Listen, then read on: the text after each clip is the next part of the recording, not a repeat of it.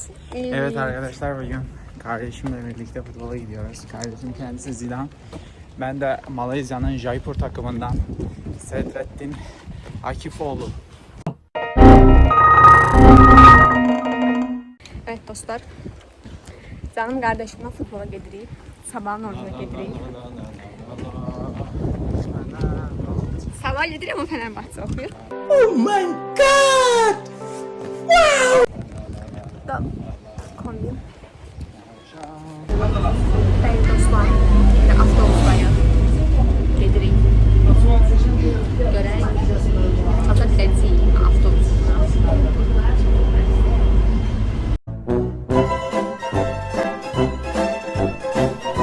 Hello guys. Bəli dostlar, düşdük avtobusdan. Şu an gedirik stadyona doğru. Boşluqdur, çox adam yoxdur hələ ki. Biz tez gəlmişik məncə ona görə. Bir də bir yoldan keçirik. Bunda Qazaxıstan.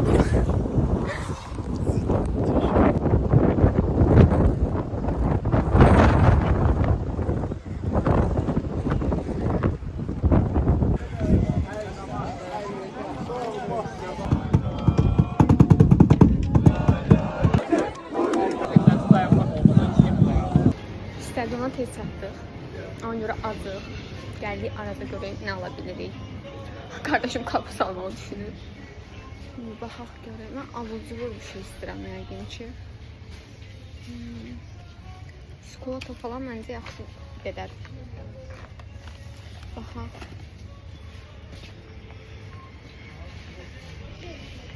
Görək nələr var. Deməli uşaqlar çıxdıq Qazaxıstandan. 15 nəfəri onların gəlməyini gözləyirik.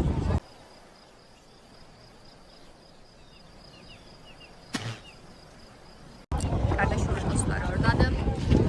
Orada bence hoşuma geldi, maraqlıdır. Size de göstereyim belə.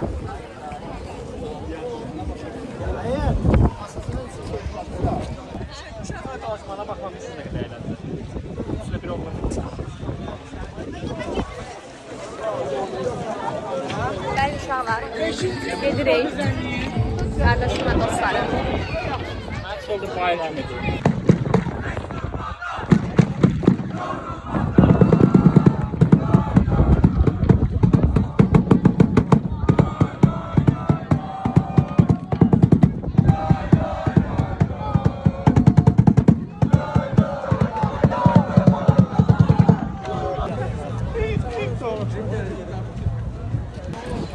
Artık girdi uşaqlar.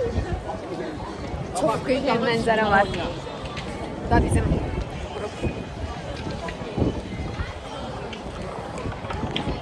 Bir de görək stadyondan videolar çəkməyə çalışacağım.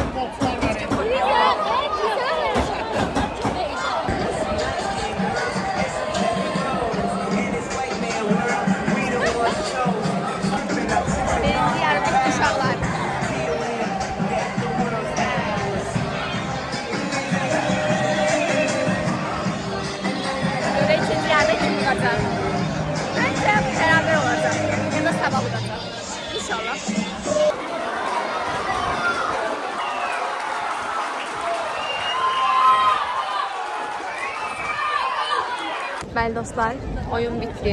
Sabah 2-0 utdu. Gedir indi evə yəqin ki. Yəni telefonumun zatkası tutarım, ona görə çalışacaq deyə biliyorlar.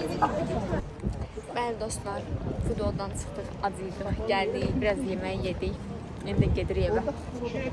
Növbəti videolarda görüşmək üzrə. İnşallah ardını çəkməyə çalışacağım.